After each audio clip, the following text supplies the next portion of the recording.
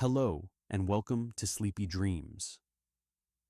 Tonight we're traveling to a remote corner of Venezuela, to a place where the sky refuses to sleep, where lightning dances almost every night of the year, and where the boundary between earth and heaven seems to dissolve in cascades of brilliant light. It's a phenomenon that has puzzled scientists, inspired legends, and illuminated the darkness for thousands of years. I hope this video isn't too interesting. Though, if it does happen to keep you awake, at least you'll be learning something fascinating in the process. Not the worst way to spend a sleepless night. Before we begin, if you enjoy drifting off to the gentle hum of science, I'd be very grateful if you tap the like button and subscribe to the channel. It helps more sleepy minds find their way here. And while you're settling in, I'd love to know where you're watching from and what time it is for you right now. Feel free to share it in the comments. It's always wonderful to see how far these quiet little journeys reach. So, get cozy. Let your shoulders relax. Let your thoughts slow down like the gentle roll of thunder in the distance. And just a soft reminder before we begin. This video is for educational and relaxation purposes only. It's not intended as medical advice, a cure for insomnia, or a replacement for proper weather safety protocols. Though being fascinated by storms is always encouraged, let's begin. There's a place on Earth where lightning strikes more frequently than anywhere else on the planet. Not by a small margin, mind you, but by an almost absurd degree. This place is Lake Maracaibo in Venezuela, and the specific phenomenon that occurs here has been named Catatumbo lightning, after the river that flows into the lake from the southwest. For up to 300 nights a year, sometimes for 10 hours at a stretch, the sky above this lake erupts in a silent symphony of electrical discharge. Silent, that is, if you're watching from far enough away. Up close, it's a rumbling, crackling, awe-inspiring display of nature's raw power. The numbers are staggering. During peak activity, Catatumbo lightning can produce up to 280 strikes per hour. That's nearly 5 bolts every single minute. Over the course of a year, this single location generates more lightning than entire countries. It's been called the lightning capital of the world, the everlasting storm, and even the lighthouse of Maracaibo, because sailors once used its glow to navigate by night. Some estimates suggest that this one location produces up to 10% of the world's total atmospheric ozone through the electrical reactions in the air. It's a meteorological marvel, a natural wonder, and a quietly persistent reminder that Earth is far stranger and more spectacular than we often give it credit for. But what exactly is happening here? Why does this one lake in this one corner of South America generate so much lightning? And why does it happen so reliably, night after night, season after season? To answer that, we'll need to explore the science of lightning itself, the unique geography of Lake Maracaibo, the atmospheric conditions that converge above it, and the delicate interplay of wind, water, mountains, and heat that makes this phenomenon possible. And along the way, we'll uncover stories of the people who live beneath these electric skies, the researchers who study them, and the legends that have grown up around one of nature's most dazzling displays. Lightning, at its most basic, is a massive electrical discharge between the atmosphere and the ground, or between different parts of the atmosphere. It's the result of charge imbalance, a buildup of electrical potential that eventually becomes too great to contain. When that happens, the air itself becomes a conductor, and a brilliant channel of plasma tears through the sky, equalizing the charge in a fraction of a second. It's fast, hot, and extraordinarily powerful. A single bolt can carry up to 1 billion volts and reach temperatures of around 30,000 degrees Celsius, which is roughly 5 times hotter than the surface of the sun. That intense heat causes the air around the bolt to expand explosively, creating the shock wave we hear as thunder. But for lightning to occur, you need the right conditions. You need a thunderstorm, which means you need rising air, moisture, and instability in the atmosphere. Thunderstorms form when warm, moist air near the surface rises rapidly into cooler air above. As the air rises, it cools, and the moisture condenses into water droplets, forming clouds. If the updraft is strong enough, the cloud continues to grow vertically, sometimes reaching heights of 10 to 15 kilometers or more. These towering structures are called cumulonimbus clouds, and they're the engines of severe weather. Inside these clouds, conditions are chaotic. Water droplets collide with ice crystals. Updrafts and downdrafts churn the contents like a washing machine. And through all this turbulence, electrical charges begin to separate. The exact mechanism of charge separation is still debated, but the general idea is that lighter ice crystals, carried upward by the wind, become positively charged, while heavier particles like hail and graupel, a kind of soft hail, accumulate negative charge and sink toward the bottom of the cloud. Over time, the top of the cloud becomes positively charged and the bottom becomes negatively charged. The ground below, meanwhile, becomes positively charged by induction. When the difference in charge becomes strong enough, the air, which is normally an insulator, breaks down. A channel of ionized air forms, and electricity flows along it in a blinding flash. That's lightning. Now, most places on Earth experience lightning occasionally. Thunderstorms are common in many regions, especially in the tropics and during the warmer months, but they are sporadic. A storm rolls through, drops some rain, flashes a few bolts, and moves on. Catatumbo lightning, however, is different. It's persistent, concentrated, and extraordinarily reliable.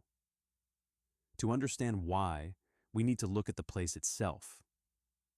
Lake Maracaibo is one of the oldest lakes on Earth, a massive body of brackish water in northwestern Venezuela.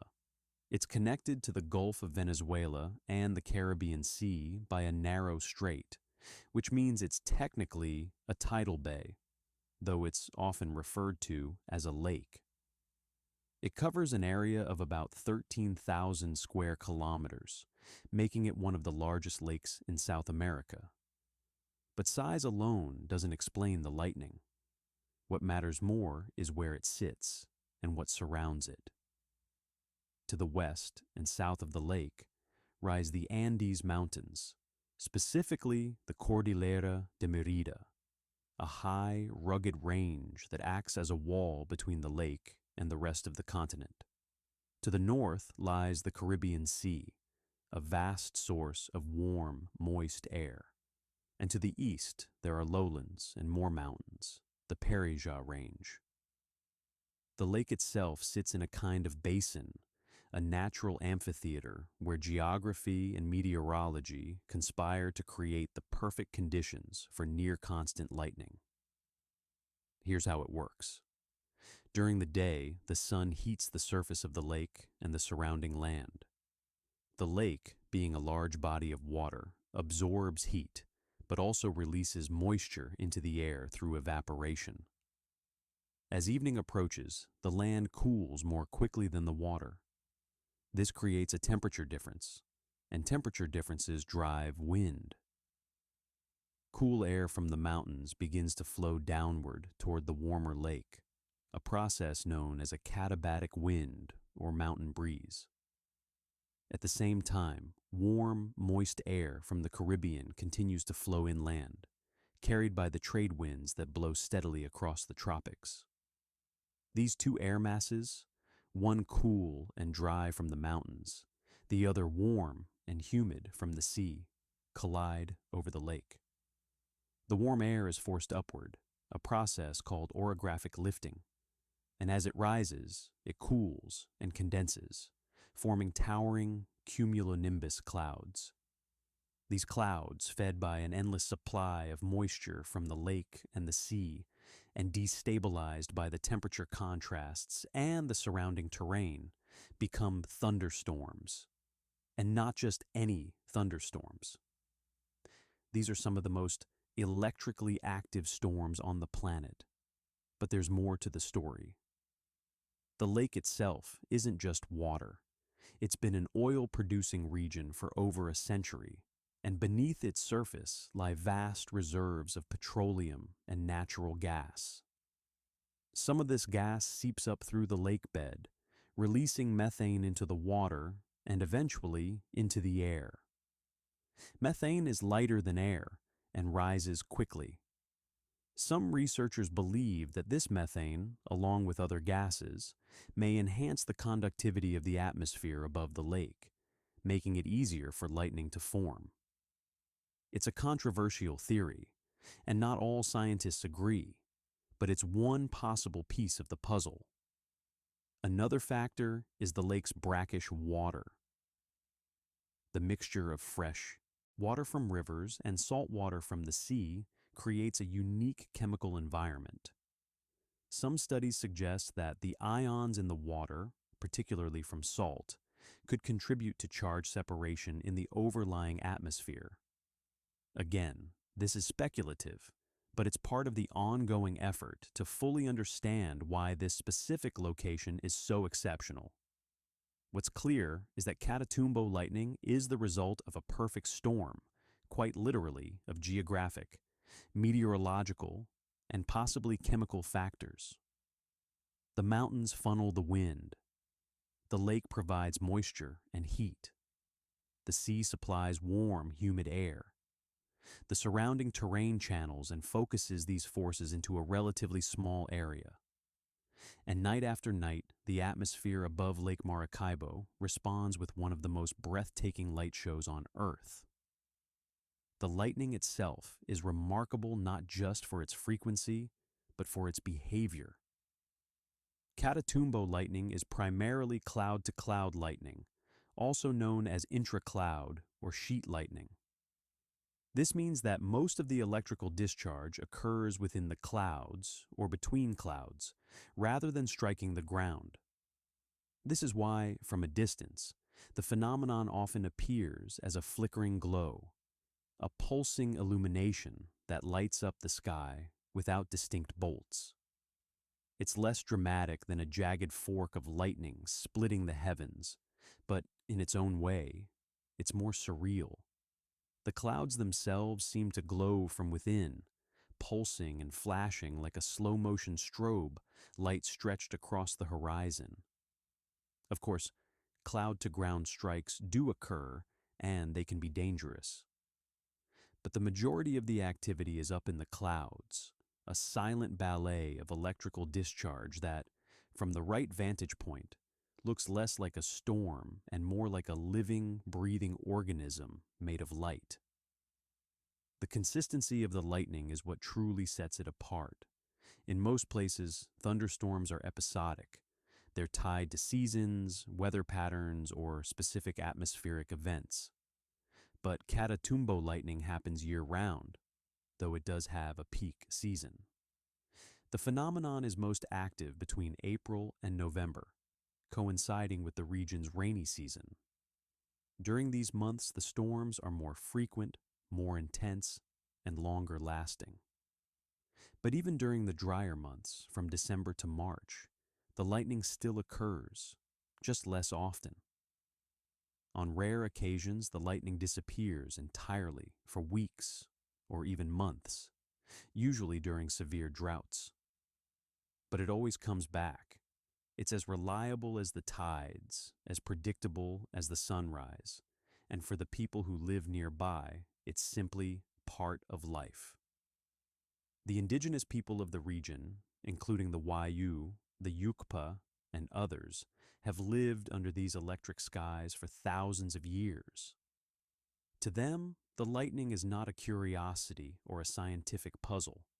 It's woven into their culture, their stories, and their understanding of the world. Some legends describe the lightning as the spirits of the dead, returning each night to visit the living. Others say it's the result of a battle between fireflies and spirits, a cosmic conflict that lights up the sky. Still others believe the lightning is a gift, a source of power and protection, a beacon that marks their homeland and keeps it safe from invaders. These stories are not just folklore.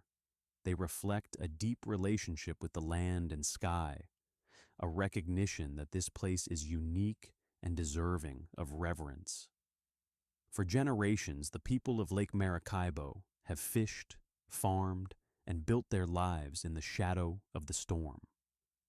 They know when the lightning will come, how it moves, and when it's safe to be on the water. They've learned to read the sky the way others read books, and in doing so, they've become some of the world's foremost experts on this phenomenon, even if their knowledge has never been written down in a journal or presented at a conference. European explorers and sailors were also quick to notice the lightning. Spanish conquistadors in the 16th century wrote about the strange, persistent glow in the sky over the lake. They called it the Lighthouse of Maracaibo because it could be seen from great distances and served as a navigational aid. Some stories suggest that the lightning even thwarted a surprise attack on the city of Maracaibo in 1595, when English privateer Sir Francis Drake attempted a nighttime raid. According to legend, the lightning illuminated his fleet, alerting the Spanish defenders and allowing them to prepare a defense. Whether the story is true or embellished, it illustrates the phenomenon's long-standing role in the region's history. In more recent times, scientists have turned their attention to Catatumbo lightning with increasing interest. Meteorologists, atmospheric physicists, and climatologists have studied the storms using satellites, weather balloons, ground-based sensors, and even aircraft. The goal is not just to understand why the lightning happens, but to use it as a natural laboratory for studying thunderstorms, atmospheric electricity, and the broader dynamics of tropical weather. Because while Catatumbo lightning is extreme, it's not entirely unique. The processes that drive it are the same ones that create thunderstorms all over the world. By studying the most intense example, researchers hope to learn more about the general principles that govern weather and climate. One of the most interesting findings is just how much energy is involved. The sheer number of lightning strikes means that an enormous amount of electrical energy is being discharged into the atmosphere every night. This has implications for everything from atmospheric chemistry to radio wave propagation. Lightning produces nitrogen oxides, which play a role in the formation of ozone. It also generates radio waves, which can interfere with communication systems, but also provide a way to detect and study storms from afar. In fact, scientists have used radio wave detectors to map the lightning activity over Lake Maracaibo in real time, creating detailed pictures of how the storms develop, move, and dissipate. Another area of research focuses on climate change and its potential impact on the phenomenon. There have been periods in recent years when the lightning stopped for weeks or even months, something that had rarely, if ever, been recorded before. These interruptions coincided with severe droughts, possibly linked to changes in regional climate patterns, deforestation, and shifts in ocean temperatures. Some scientists worry that if these trends continue, Catatumbo lightning could become less frequent or even disappear entirely. That would be a loss not just for science, but for the people and ecosystems that depend on the regular rhythms of the storms. But for now, the lightning continues. And for those lucky enough to witness it in person, the experience is unforgettable. Imagine standing on the shore of Lake Maracaibo as the sun sets, painting the sky in shades of orange and pink. The air is warm and thick with humidity. The water is calm, reflecting the fading light. And then, as darkness falls, the show begins. At first, it's just a faint flicker on the horizon, easy to miss if you're not paying attention. But within minutes, the flickers become flashes, and the flashes become a steady pulse of light. The clouds, invisible in the darkness, suddenly glow from within, as if someone is flipping a light switch on and off, over and over, in a rhythm that's almost hypnotic. There's no sound, not yet. The storm is too far away, but the light is everywhere, casting long shadows, illuminating the water, and painting the underside of the clouds in shades of white, blue, and violet. It's beautiful and eerie and strangely calming. Because unlike a sudden thunderstorm that arrives with wind and rain and chaos, this is a slow, steady performance. The storm is not coming toward you. It's just there, out on the lake, doing what it does, night after night, year after year. As the hours pass, the lightning continues. Sometimes it intensifies, flashing so rapidly that the sky seems to shimmer.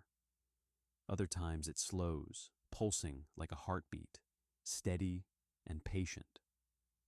And if the storm moves closer, you'll start to hear the thunder, a deep, rolling rumble that vibrates in your chest and reminds you of the power contained in those glowing clouds. It's a sound that's both thrilling and humbling, a reminder that for all our technology and knowledge, we are still small creatures standing beneath a vast, incomprehensible sky. The people who live here don't always stop to marvel at the lightning. For them, it's as ordinary as a streetlight or the hum of traffic. But for visitors, for scientists, for anyone who comes to this place with fresh eyes, it's a revelation. It's a reminder that Earth is still full of wonders, that there are places where the rules seem different, where nature puts on a show that defies expectation and demands attention. Catatumbo lightning is one of those places. It's a phenomenon that shouldn't exist, or at least shouldn't be so consistent, so concentrated, so utterly magnificent. And yet there it is, flickering and flashing above the water, as it has for millennia, as it hopefully will for millennia to come. Lightning, in general, has always held a special place in human imagination. It's been worshipped as a weapon of the gods, feared as a sign of divine anger, and studied as one of nature's most spectacular displays of energy. In Greek mythology, Zeus wielded lightning bolts as his primary tool of power and punishment. In Norse mythology, Thor's hammer, Mjolnir, produced thunder and lightning with every strike. In Hindu tradition, Indra, the king of the gods, controlled storms and lightning, using them to bring rain and life to the earth. Across cultures and continents, lightning has been seen as something more than just a meteorological event. It's been imbued with meaning, with power, with the touch of the divine. And in many ways, that's not surprising. Lightning is sudden, violent, and unpredictable. It can strike with no warning, splitting trees, igniting fires, and even killing with a single bolt.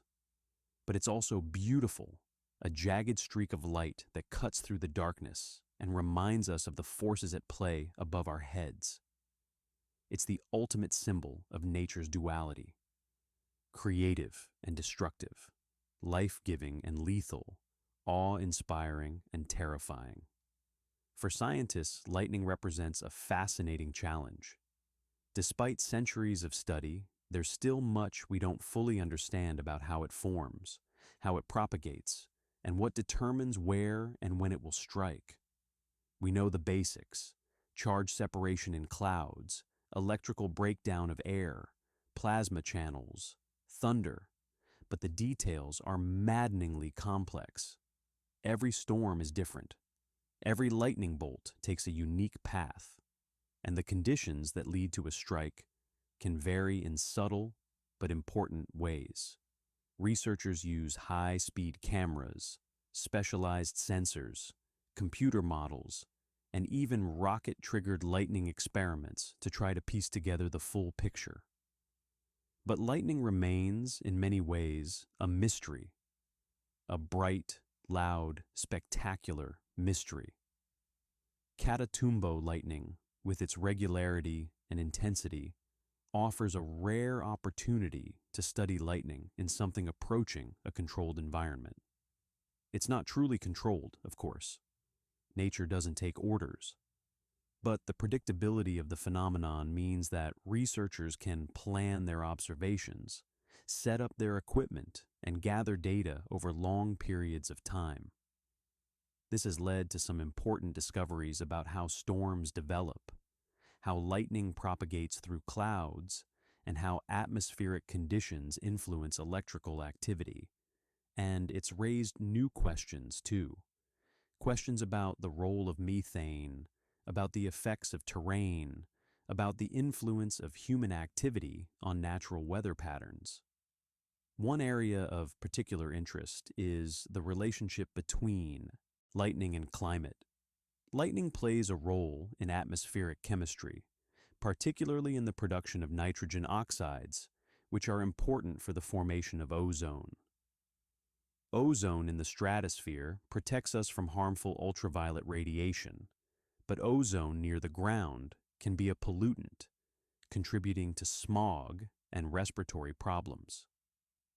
Lightning is one of the natural sources of nitrogen oxides, and in a place like Lake Maracaibo, where lightning is so frequent, the contribution to atmospheric chemistry is significant.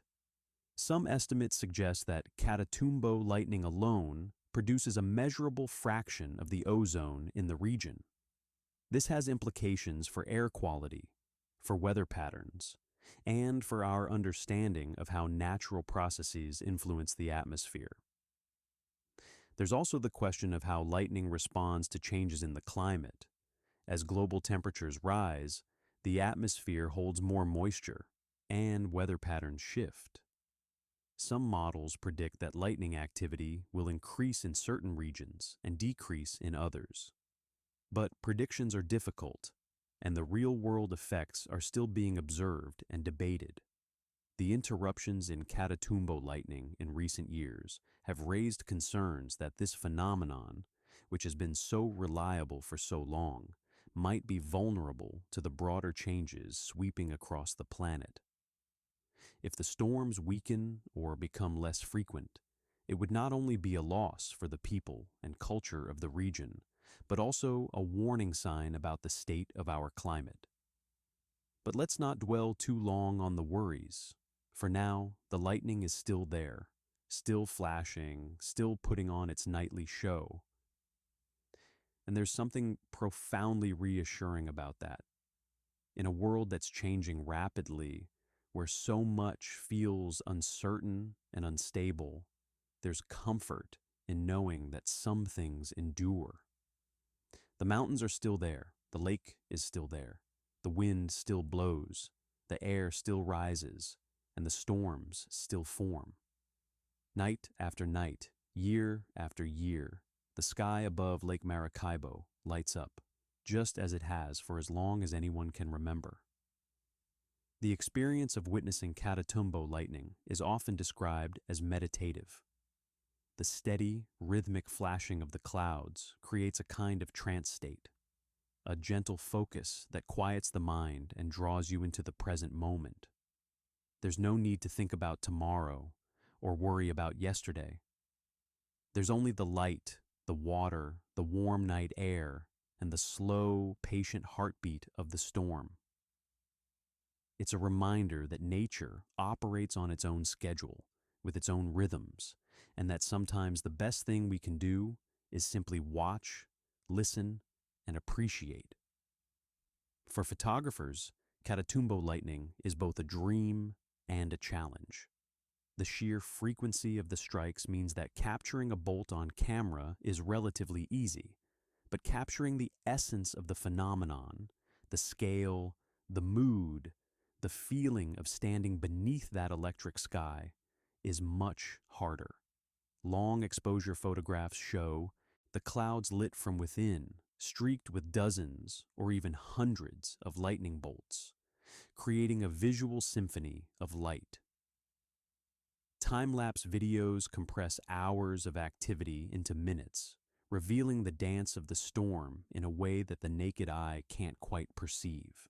These images have helped bring Catatumbo lightning to the attention of the wider world, turning a local phenomenon into a global curiosity. But no photograph or video can truly replicate the experience of being there.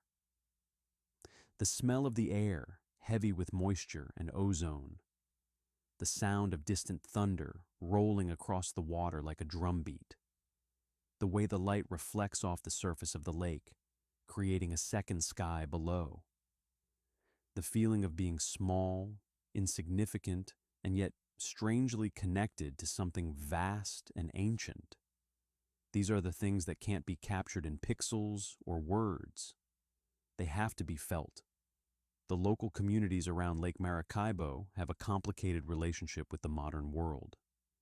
Like many places rich in natural resources, the region has experienced both prosperity and hardship. The oil industry has brought jobs and infrastructure, but also pollution, inequality, and social tension.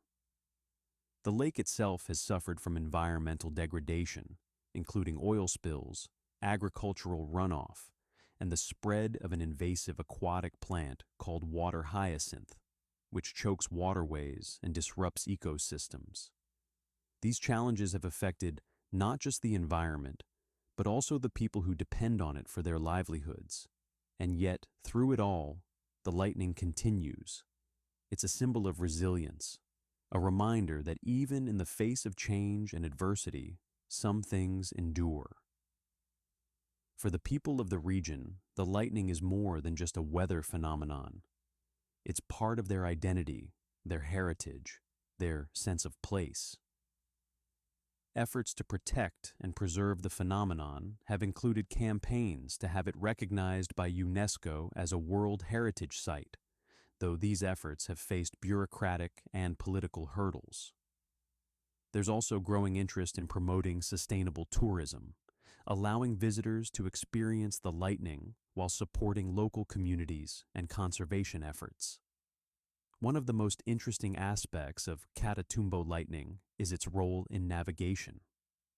For centuries, sailors used the glow of the lightning to find their way at night. The phenomenon was so reliable that it earned the nickname the Maracaibo Beacon. Even today, in an age of GPS and satellite navigation, the lightning remains a landmark, a point of reference, a signal that you're approaching a very specific and special part of the world.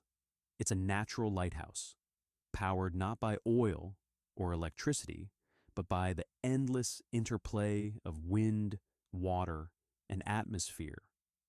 There's also a poetic quality to the idea of a storm that never quite ends. In most places, storms are temporary. They blow in, disrupt the day, and then move on, leaving behind clear skies and calm winds. But Catatumbo lightning is different. It's a storm that lingers, that returns night after night, that refuses to be rushed or hurried. In a way, it's the meteorological equivalent of a long, slow breath, a reminder that not everything in nature is fast and violent. Some things are patient, persistent, and quietly powerful. The science of lightning is continually evolving. New technologies, better instruments, and more sophisticated models are giving us a clearer picture of how and why lightning occurs.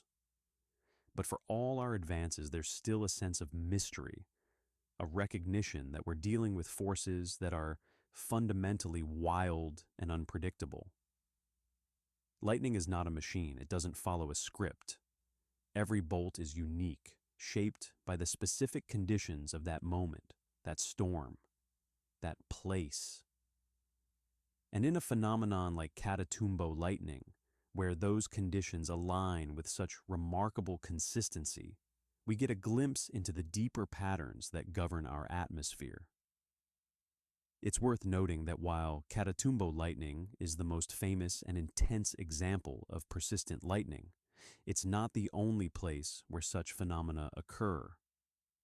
Other regions around the world experience frequent lightning, particularly in the tropics, where warm, moist air and strong convection create ideal conditions for thunderstorms.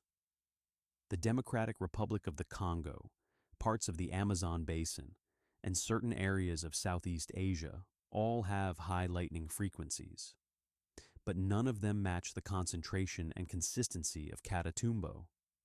It remains, in the most literal sense, exceptional.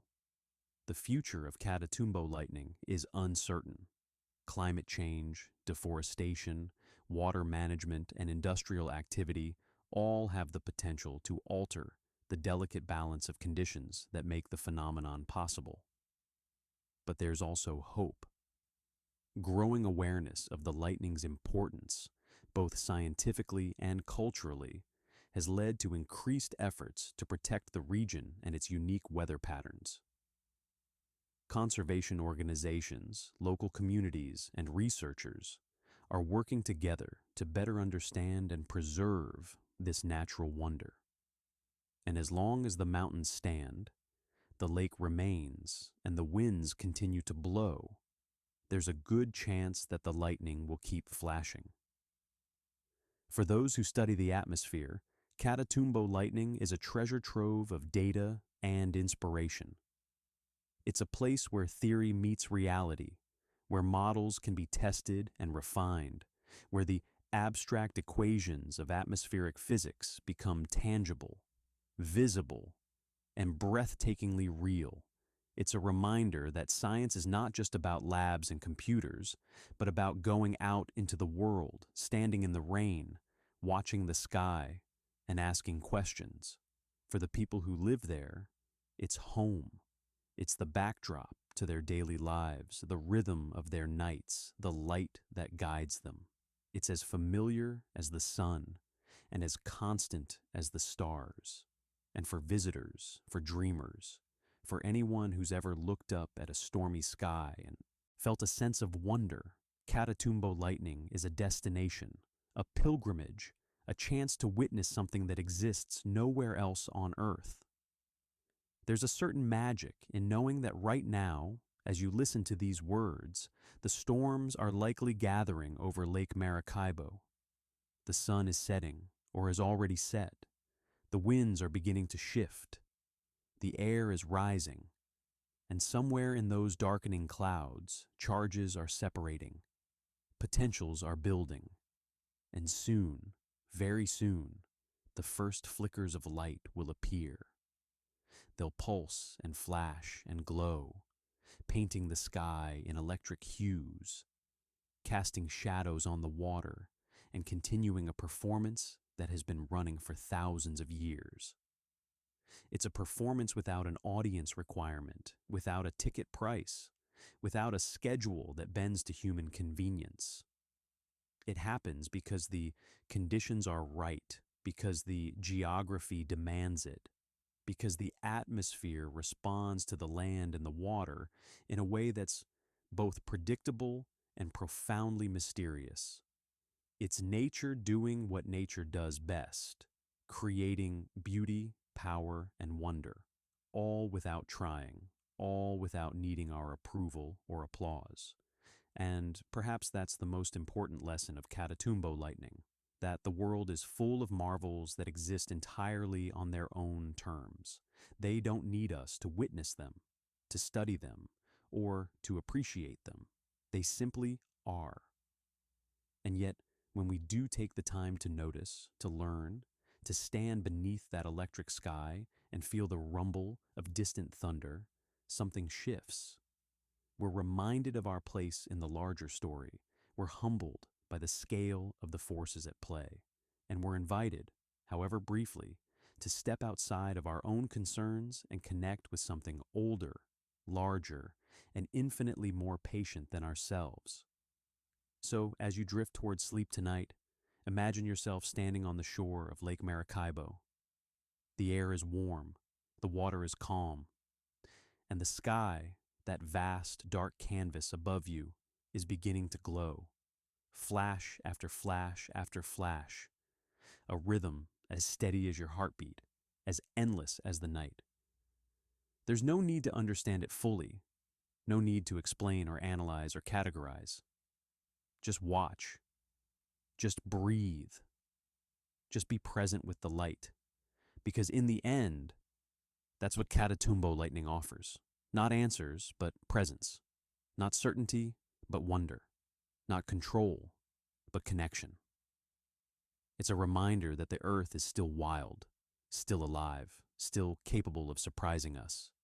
It's a beacon in the darkness, a pulse of energy that says, here, in this place, something extraordinary is happening, and it will keep happening long after we're gone, long after our worries have faded, long after the last light has been turned off, and the last question has been asked. The storm will continue, the lightning will flash, and the sky, that infinite electric sky, will keep on glowing. Now, are you still awake? If you are, I hope it's not because I was too interesting. Though, if I was, well, at least, you've learned a few things about one of nature's most spectacular displays. And if you are already halfway to dreamland, may your thoughts be filled with glowing clouds and distant thunder rolling gently across the water. Before you drift off completely, I'd love to know where you're listening from and what time it is in your part of the world. Drop a comment and share. Have you ever seen lightning that took your breath away? And if you found this gentle journey into the world of Catatumbo, lightning relaxing or informative, or both, please do consider giving this video a like and subscribing to Sleepy Dreams.